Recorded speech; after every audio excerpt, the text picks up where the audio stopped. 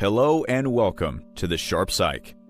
Today, our topic for this video is a neurodevelopmental condition that is widely known as ADHD. ADHD stands for Attention Deficit and Hyperactivity Disorder. As a childhood disorder, ADHD has criteria to diagnose under mental health problems.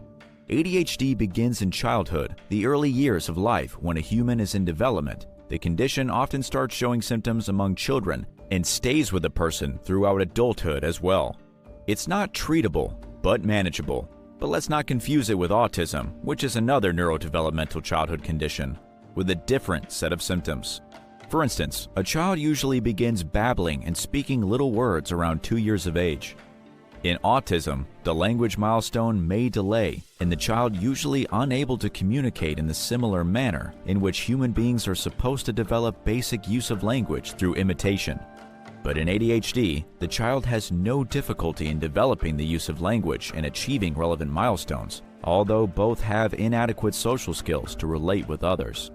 We will now get into the causes and common symptoms and management recommendations for ADHD. But before we get started, make sure to check out the links in the description to find out more interesting facts and recommendations about psychology. And don't forget to subscribe and turn on your notifications so you never miss a video. Brain injury or damage is responsible for ADHD.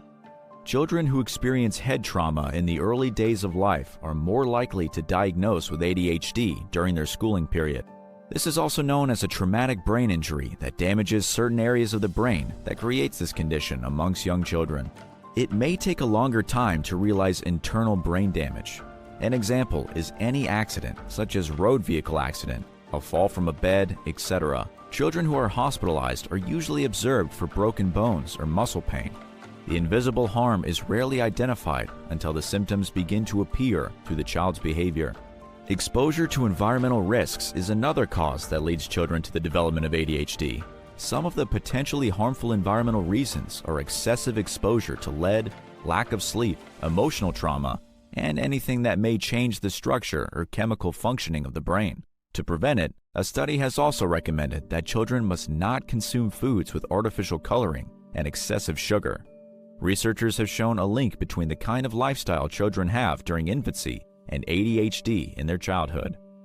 Problems during pregnancy and birth are also the cause that increases the likelihood of ADHD among children. Premature birth may cause less attentive behavior among children, as well as complications during birth is also a factor.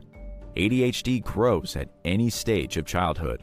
It's important to understand that many children diagnosed with this condition have suffered emotional trauma in their life, and this is a fight or flight reaction that comes naturally in human behavior. It's a response for any threatening situations for survival. Now, we're going to mention the symptoms of ADHD. They're not limited to these 4 symptoms and can range from mild to severe. To find out the severity of the symptoms and proper diagnosis, an expert help is required. The first symptom is difficult to excessive talking. This symptom is observed when children with ADHD tend to speak without thinking for a moment. It may take them into an awkward position due to comments that may seem inappropriate to the present situation. This impulsivity also pushes them into risky, harmful behaviors that are not in their awareness. The next symptom is lack of concentration. In this symptom, the children are often appearing as if they are daydreaming. They feel lost in an equation that a teacher has written on the board. After wasting much time when they focus on the class, they are not informed about what the teacher has explained following that equation. The third symptom is difficult to resist temptations. This symptom is hyperactivity. Children with ADHD are observed as if driven by a force. That force makes them stand up from their seats, running purposely and feeling energetic. A study claimed that drinking carbonated drinks that are boosting their energy levels are one of the warnings that create unexplained physical movements, the urge to wake up all night, and the inability to sit in one place for a long time. This is sometimes very irritating for the people who live around a child with ADHD. Usually, caretakers complain that they're tired while chasing these kids and have a hard time teaching them discipline. The last symptom is poor social skills.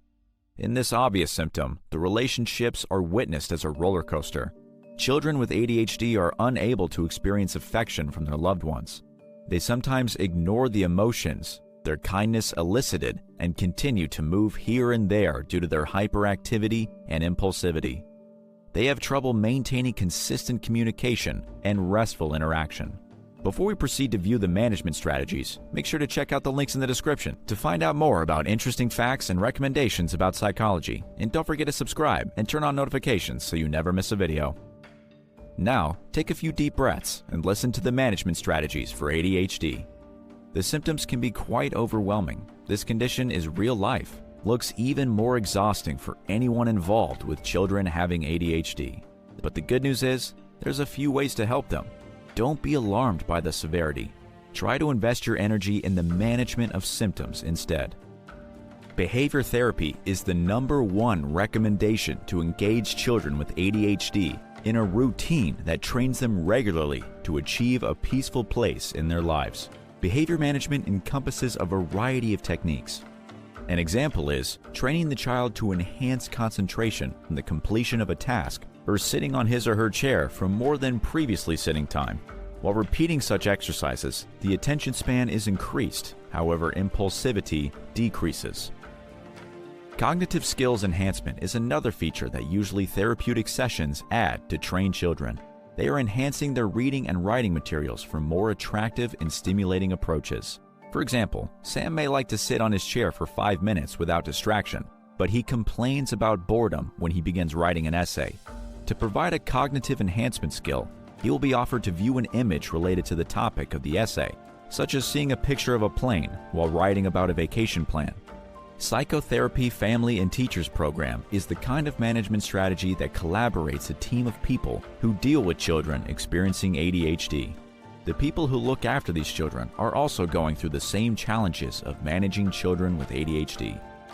Such programs educate and train all the members to learn how to control unwanted behaviors and facilitate them to turn into desirable ones. For instance, the stubbornness of a child to watch cartoons can be shifted to playing football in a park. This channelizes his excessive energy for the day. In this video, we'd like to propose some lifestyle changes that easily help in calming children with better overall health and performance. Reduction of social media use may be practiced without any guilt. Online games and activities can improve focus to some extent. In uncontrolled situations, they may simply do more harm than expected. Save the children from getting more and more alertness that also disrupts the quality and amount of sleep and increases violent or aggressive behaviors among them. Excessive use of social media not only causes anxiety, but more poor concentration while spending time away from gadgets. Most of the unwanted behaviors children learn are through social media. Restrict the time of using the screen and similar devices, even for studying. Let them experience the world without these dependencies. Sleep hygiene is a natural need for the management of one's health and well-being. Children feel emotionally, physically, and mentally strong when they have restful sleep. Schedule bedtimes and wake-up times. Adjust clothing for better comfortable sleep. Limit the intake of liquids before bedtime. Switch off all gadgets to 2 hours before bedtime. Do not plan any stimulating activity before bed. For example, practicing karate. Soothe the child with a warm bath, orange oil massage, or dim lights like a candle. Let the child experience sleep as the most important time of the day. Healthy food and meal planning are at the core of ADHD management. Foods that are effective to make life easy for someone with ADHD are fruits, vegetables, fresh herbs, use of grains, beans, whole wheat breads, lentils, milkshakes, yogurt, and milk itself. Lean meat and other protein sources serve as an excellent way to supply them with a nutritious, balanced diet. Certain foods such as nuts, eggs, fish, and poultry may be included in their diet to make their brains seek the chemicals they require for productive communication and actions. Physical activity is known to calm down the child's emotions without any hurry.